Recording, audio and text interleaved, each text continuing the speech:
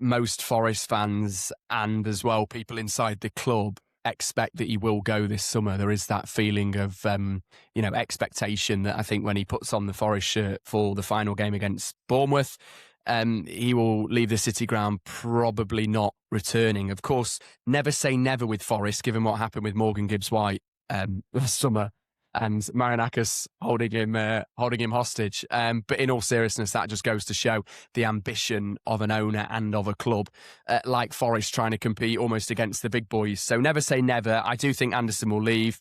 If I'm honest, I think he'll go to City, but who knows? I mean, he's one hell of a player, and everyone will see that in the World Cup this summer because he can just turn games on their heads, and ultimately Forest have built their team around him, and without Elliot Anderson, we'd be relegated this season. He must, Newcastle must be, maybe he just didn't want to play for a murderous regime, and he wanted to play for a man like Marinakis, who you mentioned, who's definitely murdered a few mezzi platters in his time, hasn't he?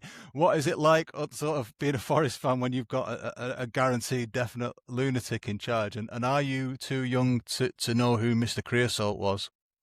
I mean, talking about him being a lunatic, it's funny, isn't it? Because like everyone else thinks Marinakis is a lunatic, but he's kind of our lunatic because we were a club that were spent years fighting relegation in the Championship and being a mediocre side with a big history. And everyone said, yeah, sleeping giant, Forest, big club in the Championship. But we wanted to get out there. We wanted to get up and play European football one day. That was always the dream. And people laughed at Marinakis when we got promoted. And he said, within 5 years, Forest will be in a European competition.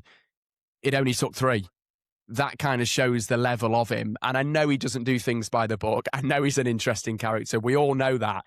But I wouldn't change him. I really wouldn't.